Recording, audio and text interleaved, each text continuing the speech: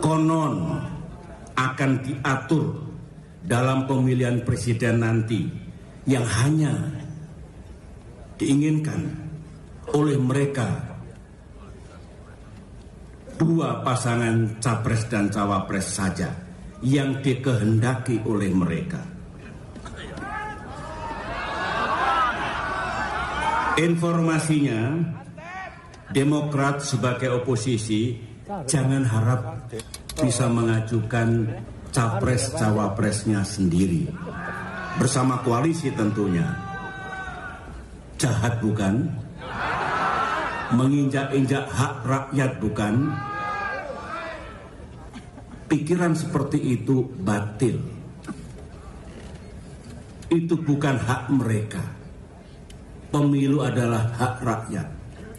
Hak untuk memilih dan hak untuk dipilih. Yang berdaulat juga rakyat. Dan ingat, selama 10 tahun dulu kita di pemerintahan 2 kali menyelenggarakan pemilu termasuk Pilpres, Demokrat tidak pernah melakukan kebatilan seperti itu.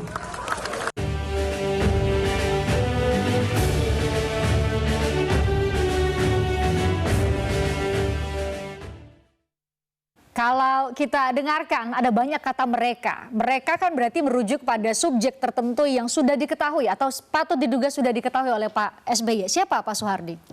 Ya, sebagai partai yang berada pada oposisi, tentu kekhawatiran-kekhawatiran seperti itu sangat rasional.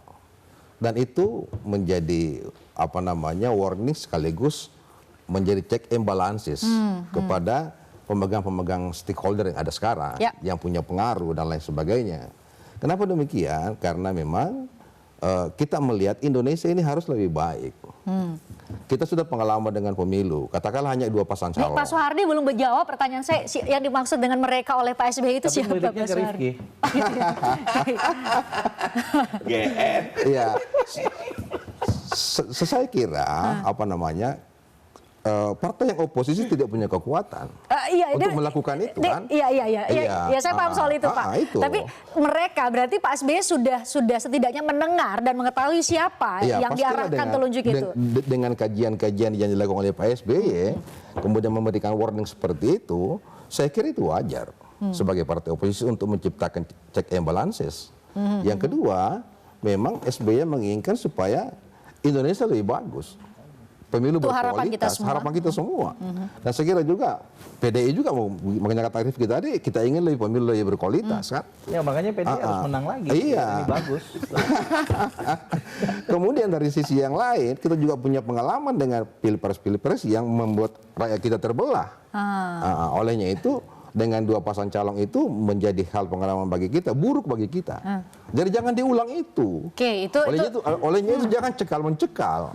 Itu yang paling penting. Berarti ada dugaan mencekal Bisa saja sangat terjadi, kuat. apalagi kalau menggunakan instrumen hukum. Kenapa Bang Rifki? Ya. Begini, tadi Pak SBY bilang ini kemungkinan hanya ada 2 pasang calon. Kalau 2 pasang calon itu adalah indikator kecurangan, maka 2014 di mana Pak SBY jadi presiden cuma 2 pasang calon juga, gitu, ya kan? 2 pasang calon dong. Apakah itu indikator kecurangan? Satu. Yang kedua, Demokrat tidak bisa mencalonkan calonnya sendiri. Ini ketentuan undang-undang. Berkaitan dengan electoral threshold. Kalau kurang dari 20%. Presidensial threshold. Iya, presidensial threshold kurang dari 20% raihan suara di parlemen atau 25% suara sah nasional, ya nggak bisa. Saya kira bukan hanya Demokrat yang tidak bisa mencalonkan sendiri. Siapa aja? Semuanya. Kecuali partai. Sebentar, kalau soal tadi dengan koalisinya, ini kan soal kepiawaian dan chemistry politik. Loh, kalau memang Demokrat bisa meyakinkan PDI Perjuangan, why not? Kita bisa bareng-bareng. Karena PDI Perjuangan harus kita akui satu-satunya partai yang mendapatkan golden ticket. Hasil pemilu tahun 2019 bisa mencalonkan capres dan cawapres sendirian. Tapi kami kan tidak menutup diri, kami membuka diri bersilaturahmi dengan termasuk siapapun. Demokrat ya? Ini kan soal bagaimana membangun chemistry. Jadi jangan nggak pede dulu gitu loh. Saya kira katanya Partai Demokrat nggak pede Pak Soehardi. Saya kira lebih bagus begini, karena PDIP kan sudah bisa mencalonkan sendiri, jangan lagi ambil partai lain. Nah itu kasihlah kesempatan yang lain. Kasihlah kesempatan yang lain untuk berkoalisi kan. Supaya ada kesempatan. Ini sebagai imbauan saja atau ini karena nggak percaya diri Partai Demokrat? Bukan begitu. Kami nutup diri, nggak mau sama Rifki dan kawan-kawan. Kami sekarang ini sudah menjajaki. Saya kira terbangun sudah penciptaan koalisi dari beberapa partai.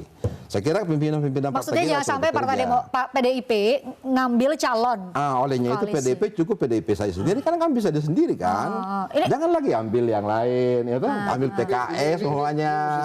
Yang mana? Begitu. Ini tadi Pak SBY bicara tentang 2 pasang calon itu bukan tentang kecurangan, yang kecurangan bukan yang itu. Yang mana? Kalau 2 pasang calon itu Ada indikasi penjagalan. penjagalan batil kan, karena menghalangi kehendak rakyat gitu. Iya. Jadi yang tadi ditayangin itu bukan ngomong kecurangan, yang kecurangan ada lagi. Batil itu kalau diterjemahkan bahasa Indonesianya sesuatu yang nggak baik. Yang baik itu hak namanya. Maksud saya di klip yang tadi ditayangkan itu nggak ada momen dia bicara kecurangan. Bukan penjagalan. Di bagian penjagalan itu sesuatu yang tidak baik. Dan dulu waktu beliau menjadi presiden di detik akhir 2014 sih 2 pasang calon. Nah, kalau curang itu gimana caranya menang, tapi caranya nggak bagus gitu. Nah, tapi dikit-dikit. Tapi emang agak ada membingungkannya apa yang disampaikan oleh Pak SBY ini, kan berkata mereka gitu kan. Itu saya dari tadi tuh nanya siapa di sini. Bukan, saya nggak mau menjawab itu karena saya yakin bahwa Bapak presiden lebih paham. Tapi yang ingin saya katakan itu adalah kenapa membingungkan, mereka itu kan bukan kita. Padahal pemimpin pemerintahan dan pemerintah negara saat ini itu adalah kita. Jadi bingung juga nih siapa sebenarnya mereka. Mereka bukan kita kan? Mereka bukan kita kan? Percaya ya? Berbeda dong 2 subjek. Mereka itu bukan kita, padahal. Kan kalau di bahasa Indonesia beda. Kita, aku, padahal saya, pemimpin kami. saat ini adalah kita kan? Oke. Pak Mardhani. Saya menilainya pernyataan Pak SBY itu untuk para oligarkik. Jadi menurut Anda mereka itu adalah oligarki? Yaitu mereka yang mencoba untuk membajak demokrasi yang milik rakyat menjadi milik elit. Nah, ada mereka Pak, menurut PKS? Ada. Tadi saya bilang, nih ya, nih Bawaslu, ya, politik uang. Menjadi tren. Oh, ini materi yang diserahkan ke Komisi 2 ya? Atau dibahas bersama dengan Komisi 2 ya? Kita sampaikan, ini DKPP menyatakan politik uang juga, ya. Bahkan BBC nih, Pilkada, Bawaslu sebut pandemi COVID bikin politik uang. Nah, kalau kebetulan dulu waktu 2019 saya sempat bantuin Pak Prabowo, nggak tahu kalau nanti ya, gitulah. Itu kita mengajukan ke MK, ada 5 temuan. Nggak tahu nanti berarti belum pasti ya? Iya, namanya komunikasi gitu kan. Ada temuan diantaranya 19 Maret 2019. 2004 loh hingga 2019 datanya? Datanya dari 2004 sampai 2019. Di 2019 bulan Maret Pak Jokowi menandatangani kenaikan gaji dari perangkat desa golongan 2A. Maret 2019 coblosannya 17 April 2019 itu kan. Artinya? Artinya kami menemukan peluang-peluang kecurangan itu ada dan banyak peluang kecurangan itu terkait dengan money politik.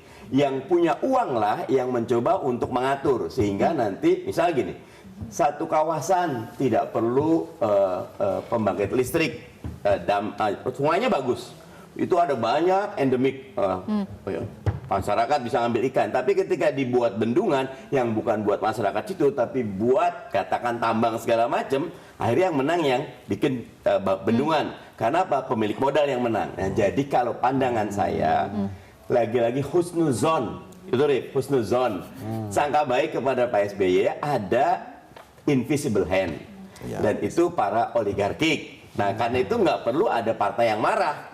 Tinggal ayo kita lihat bagaimana. Tetapi saya sendiri berpendapat, apakah 2-3 tidak tergantung oligarkik, tergantung partai politik sendiri. Kita harus segera bersatu. Saya termasuk yang apresiasi KIB. Karena dalam waktu yang awal mereka langsung membentuk koalisi. Lewat 20%. Nah, catatan saya satu aja. Mana capres cawapresnya? Kalau Hensa suka nakal, kayaknya itu memang kendaraan buat siapa? Itu kata Hensa tuh, saya ingat tuh waktu diskusi. Mestinya ketika bentuk koalisi sudah ada capres cawapresnya. Jadi ketika pandangan saya, kalau kita dapat 4 aja, nih 4 pasang calon, 4 pasang, misal ya? Demokrat, PKS, Nasdem 1, Gerindra, PKB 2, KIB 3. Beliau Sendiri. Beliau insya Allah mampu kok itu. 4 atau minimal 3 ada kontestasi karya dan gagasan. Di sini oligarki bisa berkurang perannya. Karena ada 3 apalagi 4. Mereka akan sangat berperan kalau 2. Itu logikanya tuh. Logikanya itu. Logika husnuzon. Logika husnuzon. Apa namanya Pak Mardhani bilang tadi harusnya nggak ada karena yang disebut mereka adalah atau yang dimaksud mereka adalah patut diduga adalah oligarki. Jadi nggak usah ada partai yang marah katanya. Kami nggak marah. Hanya Kami merasa apa yang sedang kita perjuangkan bersama untuk menghadirkan pemilu 2024 yang baik. makanya perlu klarifikasi gitu ya. Coba diklarifikasi, itu cocok judulnya nih. Mana? Mari sampaikan fakta dan data. Iya. Apa yang didengar, apa yang diketahui, agar tadi semua elemen bangsa ini husnuzon kepada Pak SBY. Saya sepakat, logikanya husnuzon. Nah, agar tetap husnuzon, tidak berprasangka buruk, sampaikan dengan baik-baik. Termasuk tadi kata mereka dan seterusnya. Oke. Nah, kalau Menurut Anda disampaikan dengan baik-baik itu bagaimana?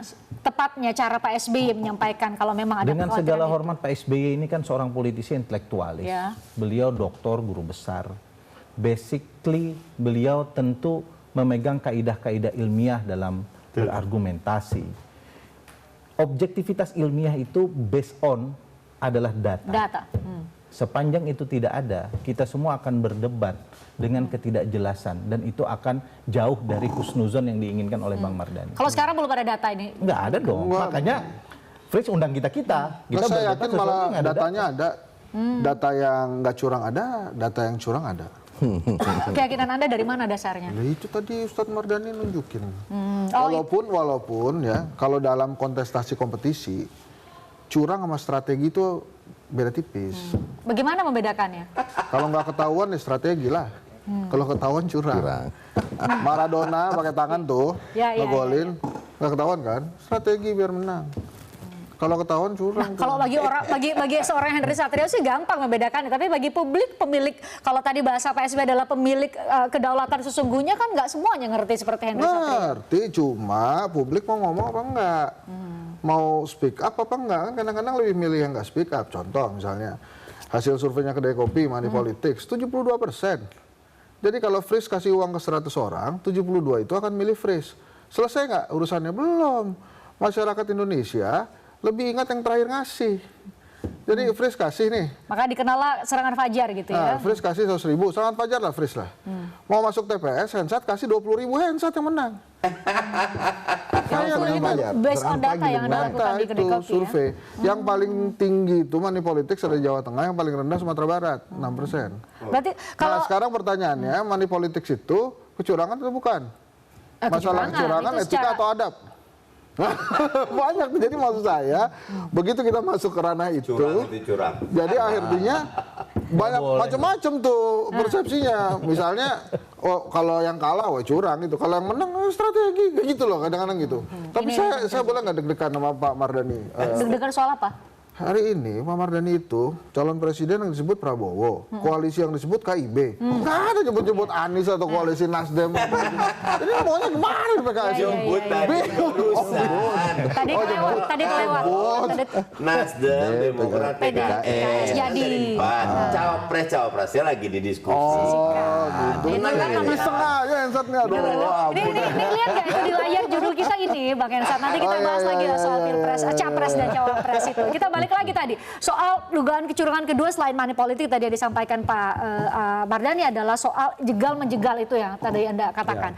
Tapi tadi Anda masuk ke salah satunya adalah kriminalisasi gitu ya. Tapi kan bukan berarti kemudian ada capres yang diindikasikan atau ada bukti-bukti awal ya kemudian diperlukan keterangannya atau katakanlah ada indikasi ada tindak pidana korupsi di dalamnya, bukan berarti bahwa kemudian itu langsung diartikan sebagai penjagalan kan? Enggak, kalau siapa? Ini ngomongin Anies Baswedan kemarin yang dimintai keterangan. Dimintai keterangan ya, sekarang saya malah muji KPK. Itu Kenapa? bentuk profesionalitasnya KPK dong. Jadi gak ada hubungannya dengan penjagalan ini yang konteks yang dimaksud sama Pak SBY gak ada ya? Nggak ada penjagalan itu. Karena kan ada terjadi. beberapa politisi Demokrat juga menyatakan bahwa ini bisa jadi juga karena Nah, kalau kemudian dicari-cari kesalahannya itu penjagalan. Tapi kan enggak, KPK cuma minta keterangan. Kemudian ya udah nggak ditemukan indikasi kerugian negara atau memperkaya diri, Anies Baswedan dilepas. Kenapa saya setuju dengan profesionalitas KPK? Dua catatannya. Yang pertama, supaya Formula E ini benar-benar jadi catatan membanggakan negara. Karena sudah dicek-cek, nggak ada. Terus kemudian yang kedua, ya Aniesnya berarti kan nggak salah gitu kan, sehingga dia bisa bertarung dengan yang lain. Ini bukan berarti saya bela Anies Baswedan. Ini udah kayak hakim ya, udah kayak hakim. Bukan, ini kan saya ini aja kan kalau sebagai analis Henry komunikasi Satrio ini politik. tulisan di layar itu harus diganti-ganti terus itu karena banyak sekali ininya dia. Bajunya banyak. Oh bukan, ini apa namanya? Topinya banyak. Saya mencoba untuk bukan mendeterminasi, mencoba untuk menjelaskan lebih jauh pandangan saya terhadap pemeriksaan itu. Yang saya maksud itu adalah misalnya nggak bisa maju karena nggak dapet tiket. Mau ngasih tiket ya halang-halangi gitu ya. Itu caranya gimana tuh menghalang-halangi orang ngasih tiket? Ya gampang, yang punya tiket dipanggil lah. Jangan kasih tiket ya, kasih kesini aja. Jangan gabung koalisi situ ya. Ini kan koalisi Indonesia Barangkali kan dari awal juga menurut saya. Koalisi Indonesia Bersatu. Oh ya, koalisi Indonesia Bersatu ini kan menurut saya dari awal ini kan indikasi istana ikutan gede banget gitu. Terus tiba-tiba satu partai ini karena kita bicara fakta dan data, Anda punya fakta dan data nggak soal itu? Buktinya istana komen. Bukan kok istana nggak ada cawe-cawenya di koalisi Indonesia Bersatu itu. Kalau emang nggak ada indikasi ngapain komen, biarin aja jalan. Kan sekarang gini loh, Fris, maksud saya koalisi-koalisi ini ya. Ini pemirsa saya, ini kan adu fakta dan data. Oke lah. Nih. Ada 9 partai politik. 7 masuk ke koalisi pemerintah. Sekarang ada beberapa koalisi di koalisi pemerintah itu. Ada 4. KIB itu kan 3, Golkar, P3, PAN. Sendiri nih. Terus kemudian ada Gerindra, PKB, koalisi 2 kan. Ini partai-partai pendukung pemerintah maksudnya. Partai pendukung pemerintah. Terus ada Nasdem dan PDI Perjuangan. Bayangkan saja dalam partai politik koalisi pemerintah di bawah Pak Jokowi ada 4 kelompok koalisi partai politik. Lah itu presidennya nggak ngomel tuh. Nah, kalau ada 4 kelompok itu, kecuali memang sudah restu. Nah, masalahnya adalah apakah ada indikasi, apakah bisa juga langsung diartikan bahwa itu di bawah orkestrasi pemerintah yang mereka dukung? Kan ada independensi dari masing-masing partai. Kita bahas selanjutnya. Saya harus jeda. Sesaat lagi kami akan kembali untuk Anda. Sorry.